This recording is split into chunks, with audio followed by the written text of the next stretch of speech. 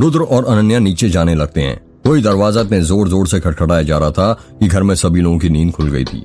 जब अनन्या और रुद्र नीचे पहुंचे तो उन्होंने देखा कि अर्जुन, पीयूष, समीर, संतोष, आयशा, तन्वी और स्वाति सभी एक साथ नीचे खड़े थे। सभी लोगों के मन में बस एक ही सवाल था, कितनी रात में दरवाजे पर कौन होगा? रुद्र बेटा, इतनी रात गए कौन होगा? आयशा ने कहा। आप डरिए मत चाची, मैं देखता हूँ। रुद्र दरवाजा खोलने के लिए जाने लगता है। इतनी रात में कौन आ सकता है यार? पीयूष ने कहा। पता नहीं यार, समीर ने कहा। वो तो अब तभी पता चलेगा जब दरवाजा खुलेगा, अर्जुन ने कहा। जब रुद्र ने दरवाजा खोला तो उसका मुंह खुला का खुला रह जाता है। तुम? रुद्र ने हैरानी के साथ कहा। हाँ मैं। अंदर नहीं बुलाओगे? दरवाजे पर खड़े व्यक्ति ने कहा। आओ ना। दरवाजे पर खड़ा व्यक्ति घर के अंदर जाने लगता है और उसी के पीछे एक व्यक्ति और आता है। जब घर वालों ने उन दोनों व्यक्ति को देखा तो सबको सांप सूंघ जाता है। वो दोनों पुलिस वाले थे। वो पुलिस वाला अपने दोनों हाथ जोड़ते हुए कहता है, नमस्ते, मेरा नाम अजय देशपांडे है और मैं जिले का इंस्पेक्टर हूँ। और मैं साहब का असिस्टेंट माखनलाल। अजय के साथ वाले आदमी ने कहा। सुना है यहाँ पर आज शादी होने वाली थी? अजय ने कहा। हाँ, पर हुई नहीं, रुद्र ने कहा। होती कैसे? दुल्हन जो भाग गई माखनलाल ने हंसते हुए कहा। दुल्हन भाग गई है या उसे गायब करवाया गया है, ये तो माखनलाल केस की तहकीकात करने पर ही पता चलेगा, अजय ने रुद्र की आंखों में देखते हुए कहा। रुद्र अजय की बातों का कुछ जवाब नहीं देता है। एक बात बताओ माखनलाल, यदि तुम्हारे घर की होने वाली बहू बीच मंडप से अचानक गायब हो जाए तो क्या तुम इन लोगों की तरह ही घोड़े बेचकर आराम से सोओगे? पुलिस को इतला नहीं करोगे क्या? देखिए, हम कल सुबह आपके पास आने ही वाले थे, संतोष ने हड़बड़ाते हुए कहा। सुबह तक तो बहुत देर हो जाती है अंकल जी, और आपको तो पता ही है इस गांव की औरतों के साथ क्या क्या होता है, अजय ने कहा। यदि हम आपके पास आते तो आप यही कहते कि जब तक दुल्हन के गायब हुए 24 घंटे नहीं हो जाते हम रिपोर्ट नहीं लिख सकते, रुद्र ने कहा। लगता है बहुत कानून पढ़ा है तुमने, पर शायद तुम भूल रहे हो कि ये शहर नहीं गांव है। गांव और शहर में बहुत फर्क होता है। हाँ पता है मुझे, पर क्या आप मुझे इतनी रात गए मेरे घर आने का कारण बताना चाहेंगे? यार, एक लड़की गायब हो गई है और तुम्हें अभी भी समझ नहीं आया कि पुलिस क्यों आई है? इस केस की तहकीकात करने आए हम, माखनलाल ने कहा। पर केस किसने दर्ज करवाया? रुद्र ने कहा। हमारा नाम अजय पांडे है और हम इंतजार नहीं करते किसी के केस दर्ज करवाने का। अपने केस हम खुद ही दर्ज करवा लेते हैं। अब ज्यादा टाइम बर्बाद ना करते हुए मैं आप सभी से चाहूंगा कि इस पूछताछ में हमारी मदद करो और जो सवाल आप सभी से पूछा जाए उसका सही सही और सीधा सीधा जवाब दें। जी ठीक है पुलिस इंस्पेक्टर साहब, पूछिए आपको जो पूछना है, संतोष ने कहा। आपकी होने वाली पत्नी का क्या नाम था मिस्टर रुद्र? जी गौरी प्रजापति। अरे गौरी से याद आया, उसके माँ बाप कहीं दिखाई नहीं दे रहे, कम से कम उन्हें तो रिपोर्ट लिखवानी चाहिए थी ना। गौरी अनाथ है, उसके माँ बाप नहीं है, आयशा ने कहा। कोई रिश्तेदार तो होगा, माखनलाल ने कहा। जी नहीं, उसका इस दुनिया में कोई भी नहीं है, आयशा ने कहा। ये तो और भी हैरानी करने वाली बात हो गई माखनलाल। अपराधियों ने सोचा ऐसी लड़की को गायब करो जिसका कोई रिश्तेदार ही ना हो, कोई रिपोर्ट भी नहीं लिखवाएगा और कोई आंसू भी नहीं बहाएगा। मैं कुछ समझा नहीं, आप साफ साफ कहेंगे कि आप कहना क्या चाहते हैं? रुद्र ने कहा। मैं बस ये कह रहा था कि आपके पास उसकी कोई फोटो वगैरह है? जी नहीं। क्या आप ये कैसी बातें कर रहे हैं? एक फोटो तो होगी, आखिर रिश्ता जोड़ा है आपने उससे, अजय ने हैरानी के साथ कहा। जी नहीं, हमारे पास उसकी कोई फोटो नहीं है, आयशा ने कहा। कहां पर और किस गांव की रहने वाली है ये तो पता होगा आपको, माखनलाल ने कहा। देखिए इंस्पेक्टर साहब, हमें गौरी के बारे में कुछ नहीं पता, जो भी पता है वो दीदी को पता है। तो कहां पर है आपकी दीदी? उन्हीं को बुला दीजिए, उन्हीं से सब पूछ लेंगे। उनकी तबीयत खराब है, डॉक्टर ने आराम करने को कहा है, तो मैं चाहूंगा कि आप कल सुबह आ जाएं, संतोष ने कहा। ठीक है, पर एक बात बताइए, आप दोनों तो चाचा चाची है ना रुद्र के, फिर आपको ये भी नहीं पता कि आपके घर की होने वाली बहू कहां पर रहती है और कैसे दिखती है? ऐसे कैसे रिश्ता जोड़ लिया आपने? मैं तो हैरान हूं ये जानकर, अजय ने कहा। 1 महीने पहले हम लोग मेरे मायके गए थे। जब हम वापस आए तो जेठानी जी ने हमें बताया कि उन्होंने रुद्र के लिए एक लड़की पसंद की है और उन्होंने उससे शादी की बात भी कर ली थी। और हमारे घर में जेठानी जी के खिलाफ कोई नहीं जाता, वो बड़ी है ना सबसे, और शादी की तैयारी जल्दी जल्दी में हुई जिस कारण हम लड़की को देख नहीं पाए। सब जेठानी जी ने ही किया है, आयशा ने कहा। अच्छा ठीक है, हम फिर कल आते हैं, आप सभी तैयार रहिएगा सवाल जवाब के लिए, बहुत से पुराने जख्म ताजा होने वाले हैं, अजय ने रुद्र की आंखों में देखते हुए कहा।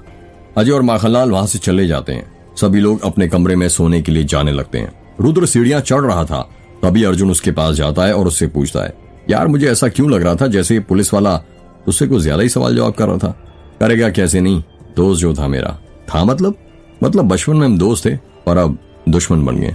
दुश्मन बन गए? पर कैसे? वही तो मुझे नहीं पता यार, बचपन की बहुत सी बातें भूल गया हूं मैं। ये देख, मेरे सिर पर ये चोट का निशान देख रहा है? जब से बचपन में मेरे सिर पर लगा है, बहुत सी बातें भूल गया मैं, और ऐसा ही निशान अभी वो अजय आया था ना, उसके सिर पर भी है। रुद्र ने अपना निशान दिखाते हुए कहा। रुद्र के सिर के बाईं साइड छोटा सा काला निशान था। उस निशान को देखकर समझ नहीं आ रहा था कि वो उसे गिरने के कारण लगा है या किसी ने उसको वो गहरा घाव दिया है। हाँ यार, मैंने तो उस निशान पर कभी गौर ही नहीं किया था। कैसे करता? मैं अपने बालों के पीछे से छुपा कर जो रखता था। पर यार मुझे ना ये अजय कुछ ठीक नहीं लग रहा। कहीं दुश्मनी निकालने के लिए तो तुझे फंसा ना दे। भाई तू डर मत, और वैसे भी जब मैंने कोई गलत काम किया नहीं तो मैं क्यों डरूं?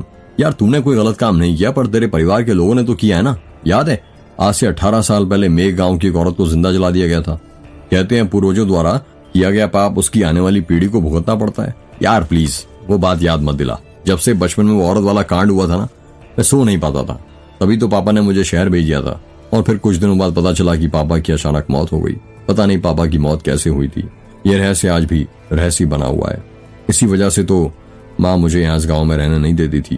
कहती रहती थी वो चुड़ैल मार देगी तुझे। क्या तू भरोसा करता है इन सब बातों पर? यार पागल हो रहा है क्या?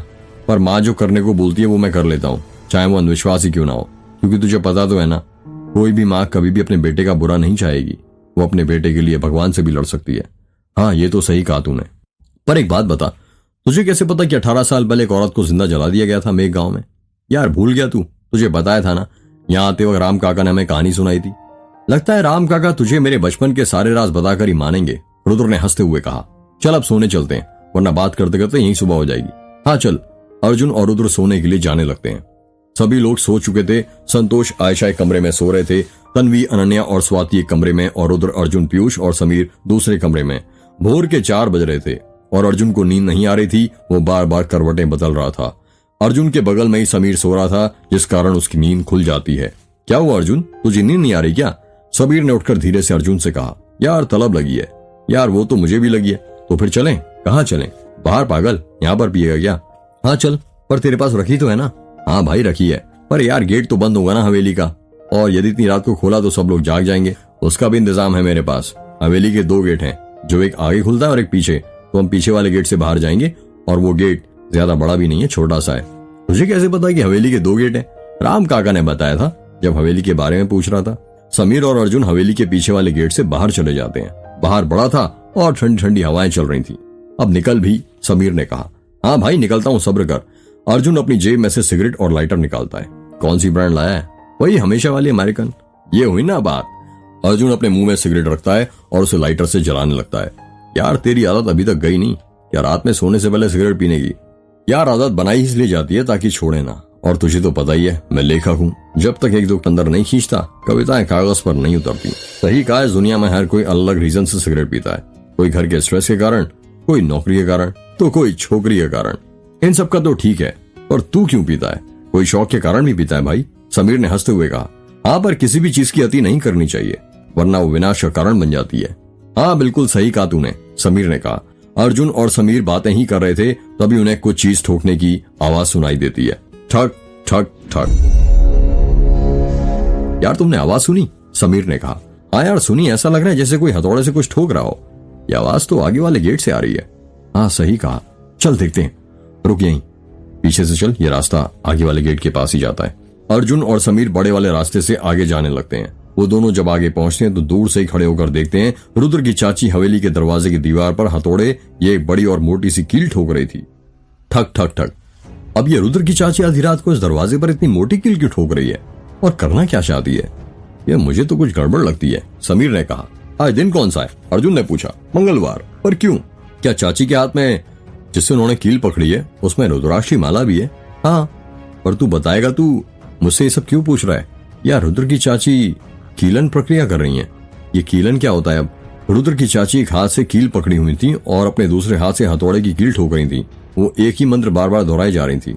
आस की कीलू, पास कीलू, अपनी काया जागदा मसान कीलू, बैठी कीलू छाया, इसर का कोट बर्मा की थाली, मेरे घाट पिंड का अनुमान, वीर रखवाला। यार तू बताएगा ये कीलन क्या है? समीर ने पूछा। कीलन का अर्थ है सुरक्षा कवच। किसी व्यक्ति, वस्तु या स्थान को सुरक्षा कवच में बांधने की प्रक्रिया को कीलन कहते हैं, और बंधे हुए को मुक्त करने की प्रक्रिया को उत्कीलन कहते हैं। इस प्रकार को मंगलवार के दिन या शनिवार के दिन किया जाता है। इसमें आपके दरवाजे पर कील ठोक दी जाती है, पर ऐसा करने से बुरी आत्माएं आपको रोकती हैं, इसलिए हाथ में रुद्राक्ष पकड़कर मंत्र का जाप किया जाता है। पर रुद्र की चाची ये सब क्यों कर रही हैं? हो सकता है उन्हें डर हो कोई बुरा साया घर के अंदर ना आ जाए। भाई ये गांव बहुत अजीब है। पहले दुल्हन कहीं अचानक गायब होना, और अब ये चाची का भोर में दीवार पर कील ठोकना, ये सब तो बस शुरुआत है समीर। आगे पता नहीं क्या क्या देखने को मिलेगा, और मुझे तो लगता है अभी कहानी की शुरुआत भी नहीं हुई है।